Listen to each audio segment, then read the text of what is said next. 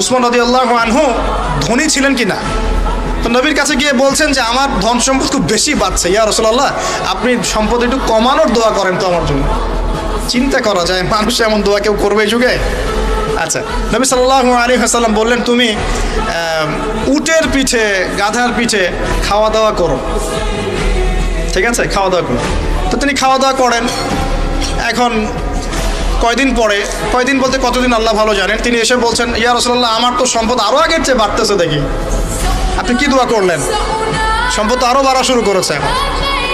তখন তিনি বলছেন যে তুমি যখন খাও তখন তোমার হাত থেকে যদি খাবার পড়ে যায় তুমি কি করো? তিনি বলেছেন আমি আমার হাত থেকে খাবার যদি পড়ে যায়, একটা দানাও যদি পড়ে যায়, আমি উটের পিঠ থেকে নেমে সেই খাবারটাকে তুলে পরিষ্কার করে তারপর খাই। উসমান রাদিয়াল্লাহু আনহু এত ধনী মানুষ, তিনি প্রতিবেলায় 100 মানুষকে খাওয়াতে পারেন, কোনো সমস্যা নেই। তিনি একাই তাবুকের যুদ্ধে 30,000 সৈন্যের দায়িত্ব নিয়েছেন। 30,000 সৈন্য 3 মাস যাবে, যাত্রা বিরতি করবে, খাবে দাবে, তাদের ঘোড়া অস্ত্রশস্ত্র সব দায়িত্ব একজন ব্যক্তি বহন করেছেন, ওসমান রাদিয়াল্লাহু আনহু। কত বড় ধনী আপনি চিন্তা করেন। উনার মতো ধনী কোনো পররাষ্ট্রমন্ত্রীও নাই পৃথিবীতে এখন, কোনো বিশ্ব নেতাও নাই ওনার মতো ধনী, এখন কেউই নাই।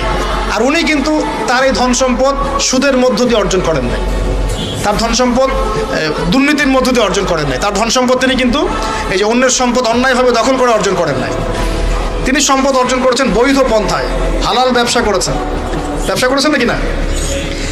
এই যে আমল, তো নবীজি বলছেন যে তোমার আমল যদি এমনই হয় তাহলে তোমাকে আল্লাহ পাক সম্পদ দিবে না, কাকে সম্পদ দিবে? মানে তুমি আল্লাহ পাকের যে সম্পদ রিজিকের যে শুকরিয়া আদায় করো, কৃতজ্ঞতা প্রকাশ করো যে আল্লাহ আমাকে ভালোবেসে রিজিকটা দিয়েছেন, আমার হাত থেকে পড়ে গেছে, আমি তুলে খাই। এই যে আল্লাহ পাকের নেয়ামতের প্রতি তোমার যে শ্রদ্ধা, সম্মান, এর শুকরিয়া স্বরূপে আল্লাহ পাক তোমাকে এরকম সচ্ছল বানায় দিচ্ছেন, আর তো কিছু করার নাই। তো উসমান রাদিয়াল্লাহু আনহুর মতো ধনী হতে কোনো সমস্যা আছে?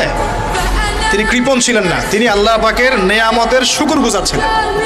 ভুল ব্যাখ্যা নেবেন না, তিনি আল্লাহ পাকের নেয়ামতের শুকরগুজার ছিলেন। আমরা আল্লাহ পাকের নেয়ামতের শুকরিয়া আদায় করবো ইনশাআল্লাহ, এবং যা রিজিক আল্লাহ আমাদেরকে দিয়েছেন এতে সন্তুষ্ট থাকবো ইনশাআল্লাহ, এবং হালালভাবে চলার চেষ্টা করব।